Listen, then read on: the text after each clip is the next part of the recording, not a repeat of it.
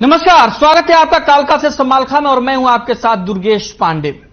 खबर अंबाला से है, जहां हरियाणा के गृहमंत्री अनिल विज ने मनीष सिसोदिया पर बड़ा बयान देते हुए कहा कि सिसोदिया को पार्टी में लेकर पार्टी को गंदा नहीं कर सकते। विज ने कहा कि सिसोदिया सेल्फ सजेशन दे रहे हैं कि उन्हें पार्टी में ले लो और उनके केस वापस ले लो। अनिल विज ने सिसोदिया से पूछा कि वो बताएं उन्हें बीजेपी के किस नेता ने पार्टी में आने का न्योता दिया है। विज ने अरविंद केजरीवाल पर भी व्यंग कसा और कहा कि सवाल कोई भी पूछ लो, उन्हें सिर्फ माई बेस्ट फ्रेंड पर निबंध लिखना ही आता है।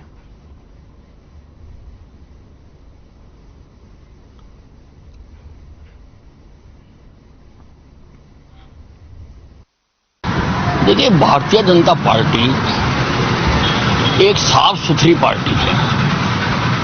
मनीष सिसोदिया को लेकर कोई पार्टी को गंदा थोड़ा करना। अब ये भी एक ऑटो सजेशन का तरीका होता है बताने का कि मुझे ले लो और मेरे केस माफ कर दो। उन्होंने एक ऑटो सजेशन दी है, जहां बताएं कि किसने कहा, किसने इनको बुलाया, किसने इनसे बात की। After all deputy chief minister हैं, किसी लेवल का व्यक्ति ही इनसे बात करेगा। किसने करी उसका बताएं। ये तो सुझाव दे रहे हैं।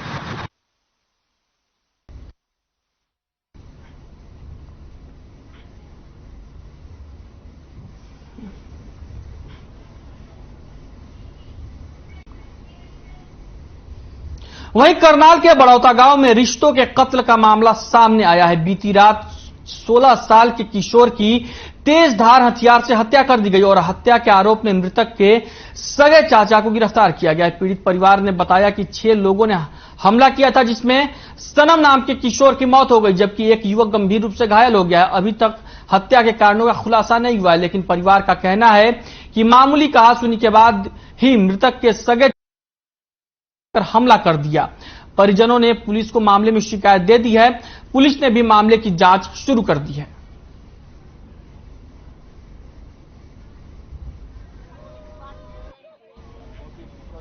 आप ये तस्वीरें देख सकते हैं बड़ौदा। कल 8:30-9 बजे का मामला था जी। मेरे बच्चे बैठे थे ऐसे अपने बेड़े में एक बोल लो बस। तो ये वो पानी पी रहे थे बच्चे, और पड़ोस के भी आ जाते हैं, तो किसी को पीला थोड़ी जाता है जी। तो ये वो पी रहे थे, इनका कोई प्लानिंग था जी। तो मैं भी घर पर था ना, मेरा बड़ा लड़का था घर पे।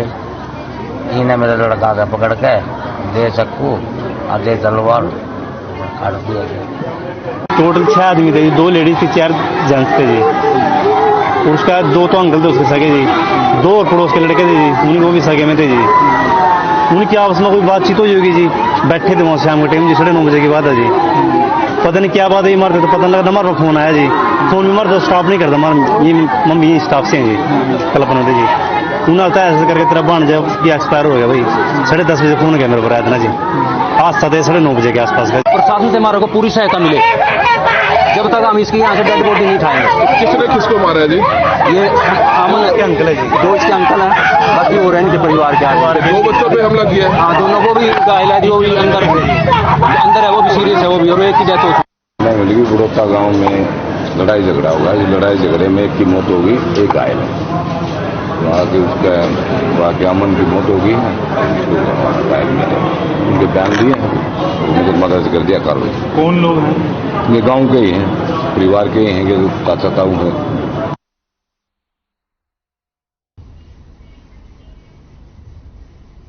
वहीं अंबाला में क्रिप्टो वर्ल्ड ट्रेडिंग के जरिए निवेशकों से ठगी का मामला सामने आया है। पिछले काफी समय से अंबाला में क्रिप्टो ट्रेडिंग के नाम से लोगों को पैसा दुगना करने की लालच में फंसाया जा रहा था। बीते 1 महीने से लोगों को मुनाफा न मिलने की वजह से निवेशकों ने इस अवैध कार्य का किंगपिन विकास अरोड़ा को बताया और उसके घर के बाहर प्रदर्शन भी किया।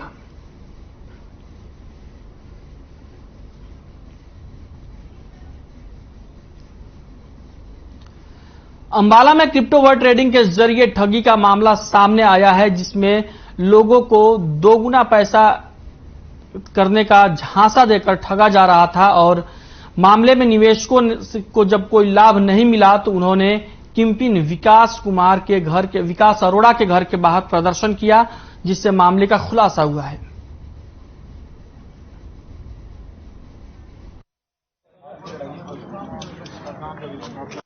तो आज हमारे एसपी ऑफिस में 4-5 लोग पेश हुए जिन्होंने अलग अलग 2 शिकायतें हमें दी हैं, जिनमें कि वो ये कह रहे हैं कि जो क्रिप्टो करेंसी के नाम पे इन लोगों ने हमारे से इन्वेस्ट कराया, जिनके नाम उन्होंने कंप्लेन में खोल रखे हैं, और 2% प्रतिदिन जो है उन्होंने ये कहा कि आपको ब्याज मिलेगा इस पर, और उन्हीं के माध्यम से और लोगों को भी जुड़वाया। और जब इन लोगों ने इनसे अपना पैसा मांगना चाहा, अपना जो जुड़ा हुआ पैसा क्लेम करा, तो इन लोगों ने वो साइट्स ब्लॉक कर दी।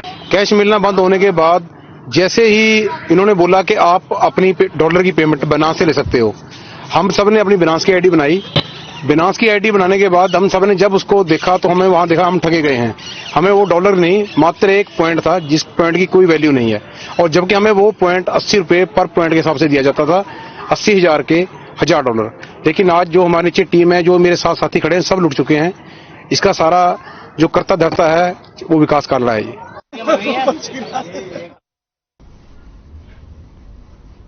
वहीं अखिल भारतीय क्षत्रिय महासभा की जम्मू से शुरू हुई रथ यात्रा कुरुक्षेत्र पहुंची, जहां लोगों ने रथ यात्रा का भव्य स्वागत किया। आरक्षण, सामाजिक समरसता और महापुरुषों के इतिहास के संरक्षण में यात्रा निकाली गई। यात्रा संयोजक महेंद्र सिंह तंवर ने बताया कि गत 9 अगस्त को जम्मू से यात्रा शुरू हुई थी और यात्रा पंजाब, हिमाचल होते हुए आज धर्मनगरी कुरुक्षेत्र पहुंची और राजस्थान, मध्य प्रदेश, महाराष्ट्र, छत्तीसगढ़, बंगाल, बिहार, झारखंड, असम, उत्तर प्रदेश से होकर 7 अक्टूबर को यह यात्रा राजघाट दिल्ली में संपन्न होगी।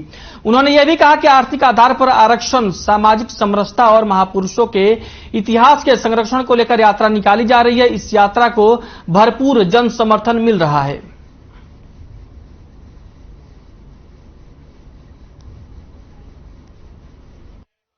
एपी सिंह साहब गरीब को आरक्षण दिलाने के लिए, जातिगत आरक्षण को समाप्त करने के लिए और समाज में आज के माहौल में जब जाति पाति के नाम पर, मजहब के नाम पर, इलाके के नाम पर, वर्ग के नाम पर जगह जगह एक नफरत सी का माहौल फैलाने की कोशिश की जा रही है, तो हमने संकल्प लिया है कि सामाजिक समरसता सभी जातियों को, सभी वर्गों को, सभी संगठनों को, पूरे देश में समाज के सभी लोगों को एकजुट होकर, एक साथ होकर हम लेके चलें।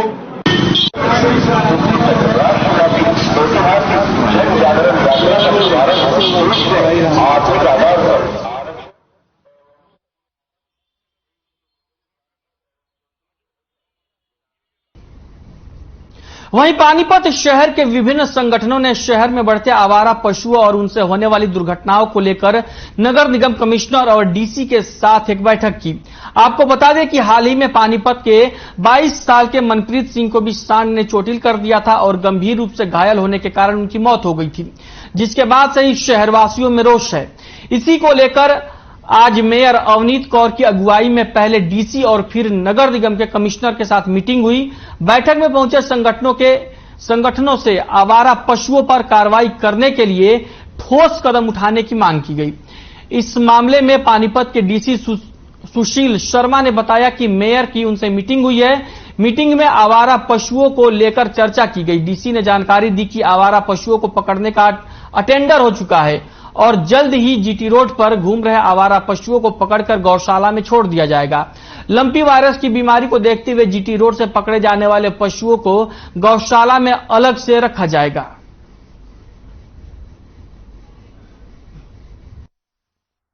हाँ, मैं आपको ये कहना चाहूंगी, कमिश्नर साहब के पास हम लोग अंदर सब बैठे थे, सभी समाज से भी हमारे साथ थे, सुप्रिया रतन जी भी हमारे साथ है। मैं यही कहना चाहती हूँ आपके चैनल के माध्यम से, मैं अपने समाज के साथ हूँ, पूरे पानीपत के साथ हूँ, मैं पानीपत की जनता के साथ हूँ। जहाँ जनता को जरूरत पड़ेगी अवनीत कौर वहां पर उनके साथ खड़ी मिलेगी, चाहे रात हो चाहे दिन हो।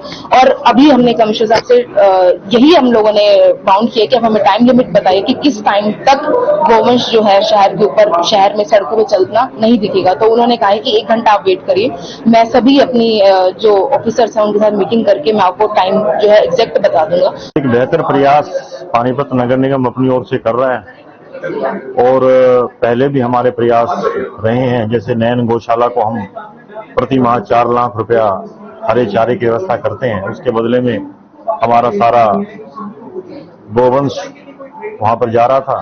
कुछ समस्याएं आई हैं, उन समस्याओं पर विचार हो रहा है पीछे भी जो दुर्घटना घटी है उस दुर्घटना से हम सब आहत है और आहत होने के कारण माननीय विधायक जी, महापौर महोदया और हम सब ने बैठकर, पीछे कमिश्नर साहब भी थे, डीसी साहब भी थे, सांसद जी भी थे, जो चीजें तय हुई थी वो बहुत अच्छी है और जल्द ही हम सब के प्रयास आप सबको इस शहर में नजर आएंगे।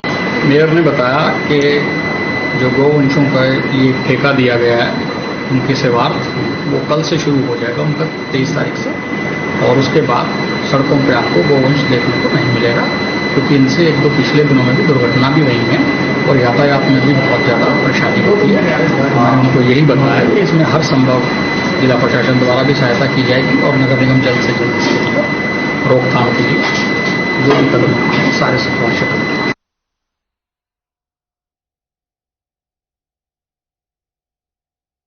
निजीकरण के खिलाफ आंदोलन तेज कर दिया है। पूरे प्रदेश में रोडवेज कर्मचारियों ने बस अड्डों पर प्रदर्शन किया और सरकार से प्राइवेट बसों के परमिट देने के निर्णय को वापस लेने की मांग की। यमुनानगर में रोडवेज कर्मचारियों ने प्रदर्शन करते हुए कहा कि रोडवेज बेड़े में 520 इलेक्ट्रॉनिक बसें निजी कंपनियों से ठेके पर मांगी गई है, जबकि पहले 520 बसों को सरकार की तरफ से रोडवेज बेड़े में शामिल करने का ऐलान किया गया था। कर्मचारी नेताओं का कहना है कि रोडवेज बेड़े में 4500 बसें होती थी, जिनकी संख्या अब घटकर 2500 रह गई है, जिनकी वजह से आम लोगों को दिक्कतों का सामना करना पड़ रहा है। प्रदर्शन कर रहे कर्मचारियों ने रोडवेज बेड़े में 14000 बसें शामिल करने की मांग की है और रोडवेज में रेगुलर भर्ती की कर्मचारियों की भर्ती और वर्कशॉप की छुट्टियां बहाल करने की भी मांग की है। प्रदर्शन कर रहे कर्मचारियों ने कहा कि 10 सितंबर को करनाल में संयुक्त मोर्चा की बैठक का आयोजन किया जाएगा और अगर सरकार ने मांगे नहीं मानी तो सरकार के खिलाफ आंदोलन किया जाएगा।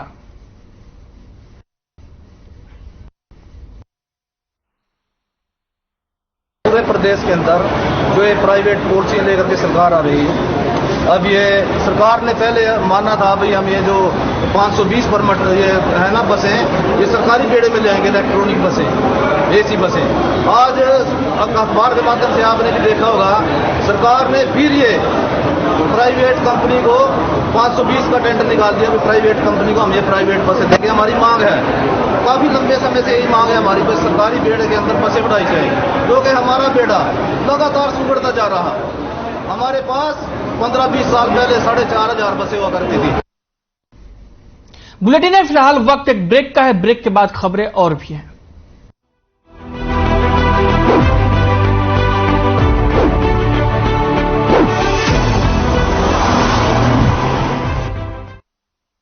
अरे भैया तुम्हें कब से क्या लोग ऐसी गंभीर समस्या को हंसी मजाक में उड़ाते। खास जड़ी बूटियों से बना पेट सफा आयुर्वेदिक चूर्ण आज ही ले आए। पेट सफा पहली रात से ही असर दिखाता है और इसकी आदत भी नहीं पड़ती। पेट सफा हर रोग दफा। अगर आप पत्रकारिता के क्षेत्र में करियर बनाना चाहते हैं तो हम सिखाएंगे आपको इलेक्ट्रॉनिक मीडिया के हर गुण। जल्दी करें, साधना एकेडमी फॉर मीडिया स्टडीज में एडमिशन शुरू हो चुके हैं, सिर्फ कुछ ही सीटें बची हैं, तो देर बिल्कुल न कीजिए। हमारा कॉन्टैक्ट नंबर है 9999131700, 9999131800 या फिर आप हमारी वेबसाइट www.sadhnamedia.com पर विजिट कर सकते हैं। आप हमें noida.sams@gmail.com पर ईमेल भी कर सकते हैं। 100% जॉब प्लेसमेंट की गारंटी। आज ही संपर्क करें। रंगों का उमंगों का जज्बा कहाँ रुकता है, मन साफ है तेरा अंदर तो बाहर दिखता है। जो अच्छा हो जो सच्चा हो वही तो दिखता है। हम निर्मा एडवांस हैं, मन की तरह कपड़े भी साफ रखते हैं। निर्मा एडवांस। पंजाब है जसप्रीत का ठिकाना, मुंबई है आदर्श का आशियाना, केरल का गोविंद निवासी, कोलकाता में जन्मे है काशी। हर हिंदुस्तानी की शान ARB बियरिंग जोड़े सारा Hindustan. Hey mom, hey, look, I can download a song really fast. I can make dosas faster. Must be joking. Bus, 3 easy steps. Mix with water, spread batter, fry. गाना डाउनलोड हुआ? नहीं, पर तब तक मैं इडली बनाती हूँ। हमने बनाया किड्स।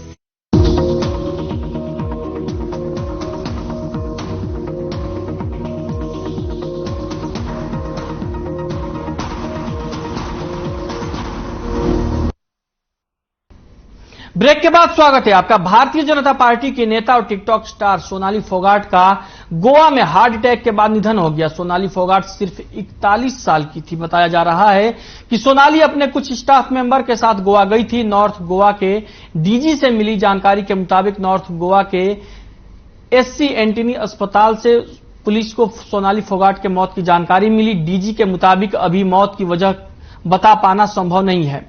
जांच और पोस्टमार्टम के बाद ही स्थिति स्पष्ट होगी।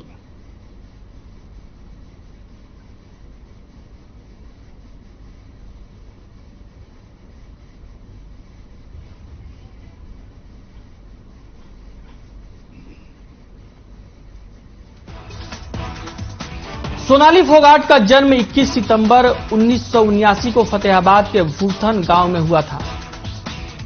ग्रेजुएशन तक की शिक्षा हासिल की थी सोनाली फोगाट ने।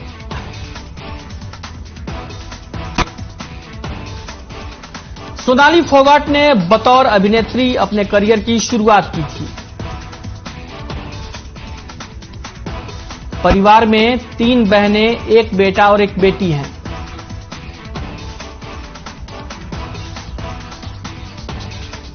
सोनाली फोगाट की शादी बहन के देवर के साथ हुई थी। 2016 में पति की फार्म हाउस में रहस्यमय परिस्थितियों में मौत हो गई थी। पति भी बीजेपी के सदस्य थे।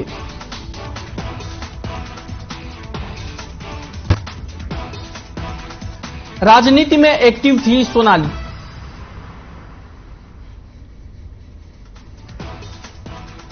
टिकटॉक से फेमस हुई थी सोनाली।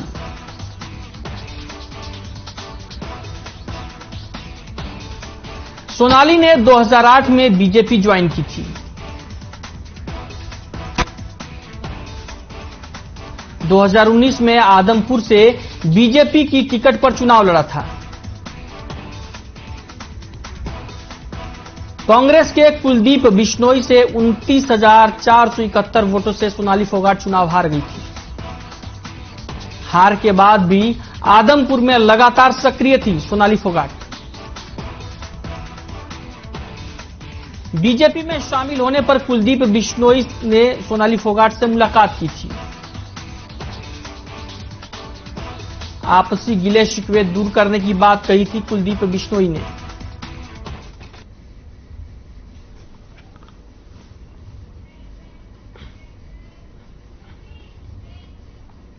वहीं कालावली के गांव तख्तमल में देर रात अज्ञात लोगों ने एक व्यक्ति का मर्डर कर दिया। मृतक की पहचान जोगिंदर सिंह के रूप में हुई है। घटना की सूचना मिलने पर सुबह कालावली पुलिस मौके पर पहुंची तो वहीं एलनाबाद के डीएसपी वीरेंद्र सिंह ने अपनी टीम के साथ मौके पर पहुंचे। मृतक जोगिंदर सिंह के भाई गुरनाम सिंह ने बताया कि मृतक अविवाहित था और खेतों में ही किराना की दुकान करता था, क्योंकि खेतों के साथ लगते ईंट भट्टा के मजदूरों के काम करने वाले दुकान से सामान लेते थे। मजदूरों ने सुबह जब देखा तो जोगिंदर सिंह चारपाई पर लेटा हुआ था और उसके सिर में काफी चोटें लगी हुई थी, जिसके कारण उसकी मौत हो गई। पुलिस ने शव को अपने कब्जे में लेकर जांच शुरू कर दी है।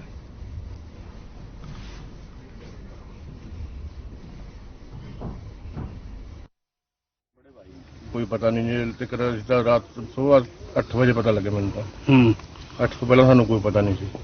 अकेले रहते थे यहाँ पे? अकेले जहाँ रहते 10-11 साल तो अकेले रहते। शाम में रोटी ले आते, सुबह रोटी करे जाए खाए।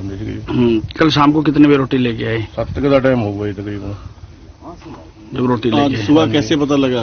सुबह जी मेरा भांजा मतलब वाही करते हैं, एक मोटर चल छड़ना आया सी सोलर वाली। जोगिंदर सिंह है जी, और ये यहीं जो है इसने एक दुकान कर रखी है, साथ में कुछ जो है भट्ठे वगैरह हैं, तो वो लोग इससे सामान वगैरह लेने के लिए आते हैं जी। और सुबह सूचना मिली है पुलिस को, अभी स्पॉट विजिट किया है, डॉक्टर से एग्जामिन कराया है और उसके बाद देख रहे हैं तथ्यों को, पोस्टमार्टम कराएंगे। काज ऑफ डेथ जो है इसका स्पष्ट अभी तो प्रमा फेसाई नजर आ रहा है कि ये मर्डर है।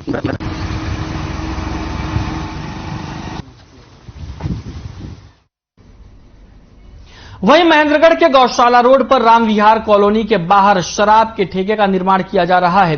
इस ठेके का निरीक्षण करने जब नांगल चौधरी से पूर्व विधायक और यदुवंशी स्कूल के चेयरमैन राव बहादुर सिंह पहुंचे तो कॉलोनी वासियों ने उनसे मिलकर ठेके को न खोलने की अपील की, जिसको लेकर कॉलोनी निवासियों और बहादुर सिंह के बीच नोकझोंक भी हुई, जिसका वीडियो सोशल मीडिया पर भी तेजी से वायरल हो रहा है।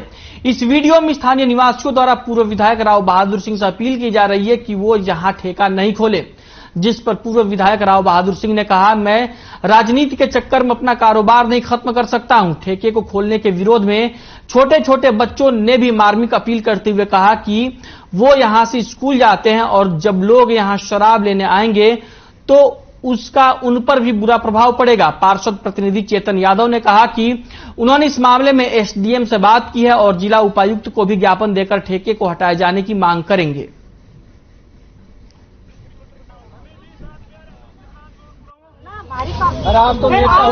संतोष है, हम राम विहार कॉलोनी से बोल रही हूँ। हमारी कॉलोनी का राम विहार नाम है, तो फिर आप रावण नाम क्यों कर रहे हो? तो हमारी कॉलोनी में आज तक कोई गलत काम नहीं हुआ और अब आप गलत काम करवा रहे हो। कल नहीं ये यही उपद्रव करेंगे। ये कॉलोनी उपद्रव करने के लिए नहीं है, आराम से रहने के लिए है। तो कॉलोनी में आज तक किसी ने ठेका खोला है क्या? जो अब खोलने लग रही है, तो ये बहुत गलत बात है। इस कॉलोनी में ये दारू का ठेका नहीं खुलना चाहिए। हमारी सभी बहनें आई हुई है, सभी बहनें यही अरदास कर रही है कि यहाँ कोई दारू का ठेका नहीं खुलना चाहिए। मेरा घर यहीं पर है, मेरा बस स्टॉप भी यहीं पर है, बस से यहीं पर चलती हूँ, यहीं पर उतरती हूँ, यहीं पर ये वाइन की शॉप खोल रहे हैं। अब बताओ, मेरे पेरेंट्स ऐसे कह रहे हैं, क्या तो आपका बस चेंज करवाएंगे या फिर आपको स्कूल जाने की जरूरत नहीं। जब तक हम घर पर नहीं होंगे हम आपको नहीं छोड़ के, आप अकेले नहीं आ सकते इस तरफ, तो हम तो कैद होकर रह गए घर में। ये कोई मतलब है? 22 साल से मेरा मकान है, मैं यहाँ रह रहा हूँ। आज तक मैंने कॉलोनी में किसी को भी दारू पी करके आउट होते हुए जोर से बोलते नहीं सुना है, मैं आपस में किसी को लड़ते सुना है। अब ऐसी कॉलोनी में यदि आप ठेका खोलते हो, इसका मतलब है कि मंदिर में आप ठेका खोल रहे हो। पत्रकार महोदय, ये हमारे राम विहार कॉलोनी एक रेजिडेंशियल एरिया है। यहाँ पे करीब 70-80 घर हैं और सभी यहाँ पे शिक्षित विधि या कोई डॉक्टर, कोई गजेटेड ऑफिसर, हर घर परिवार से एक बड़ा समृद्ध इलाका रहा है। पर क्या है, यहाँ पे कुछ शराब के ठेकेदारों ने कोशिश की है कि हम यहाँ पे शराब का ठेका खोल दिया जाए। इस ठेके खोलने के कारण हमारा ये मेन स्टैंड है, हमारी कॉलोनी के 100-150 बच्चे इसी बस स्टैंड से सुबह बस में जाते हैं, दोपहर में उतरते हैं, शाम को घूमते भी।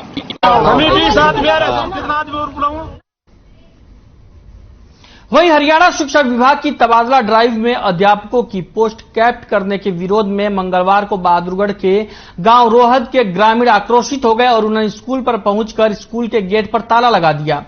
ग्रामीणों का विरोध ट्रांसफर ड्राइव और रेशनलाइजेशन को लेकर था। इसी के चलते ग्रामीण आवेश में आ गए और उन्होंने स्कूल के गेट पर ताला लगा दिया।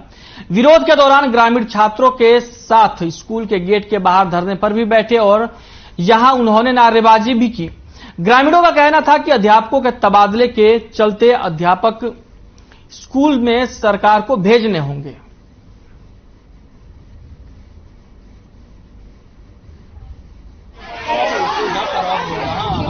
सर, हम चाहते हैं कि जो हमारे टीचर्स हैं या तो उनका ट्रांसफर ना हो और अगर हो तो उनके बदले में हमारे नए टीचर्स आए, वरना हमारी पढ़ाई रुक जाएगी। हम अपनी पढ़ाई को इफेक्ट नहीं करना चाहते, इसलिए चाहते हैं कि बस हमारे टीचर का या तो ट्रांसफर ना हो और हो तो उनके बिहाफ में अच्छे टीचर आए। या तो इन्हीं टीचर्स को यहाँ रखो, नहीं तो इनके बदले और टीचर्स भेजो। पहले ही कोरोना की वजह से हमारी पढ़ाई का बहुत नुकसान हो चुका है, तो इसलिए अब हम चाहते हैं कि 10th क्लास में कोई रुकावट ना आए। आधा साल जा चुका है और इन टीचर्स ने अच्छे से पढ़ाई करवाई है और अब कह रहे हैं कि इनके बदले और टीचर्स नहीं आएंगे और ये टीचर्स चले जाएंगे। तो या तो इन्हें यहाँ रखो या फिर इनके बदले और टीचर्स भेजो। हमारी यही मांगे हैं। अपने बच्चों को प्राइवेट में पढ़ाओ, सरकार उनको 1100 रुपए महीना देगी और अगर सरकारी स्कूल में बच्चों को पढ़ाओगे तो 500 रुपए फीस लगेगी। तो ये गरीब बच्चों के बच्चे पढ़ रहे हैं यहाँ, गरीब समाज के, उनके माँ बाप जो मनरेगा में जाकर दिहाड़ी करके आते हैं सुबह से शाम तक, गवर्नमेंट उनको 300 रुपए देती है, वो भी टाइम पर पैसा नहीं देती। तो वो मनरेगा में काम करने वाला बड़का माँ बाप बच्चे की 500 रुपए फीस कैसे देगा सरकारी स्कूल में? तो जी बच्चा की पढ़ाई जा है सबसे पहले, इसमें टीचर नहीं है बच्चा के प्राइमरी में स्कूल में। एक मैडम है, ना लाइट ना पानी ना पंखा, किसी भी चीज की सुविधा नहीं है। इस चीज का हम बहुत तंग पा रहे हैं, ये बात है। काफी बालक हैं जी, 360 बालक हैं पहली से लेकर 5वीं तक, एक टीचर उन पर बिल्कुल है।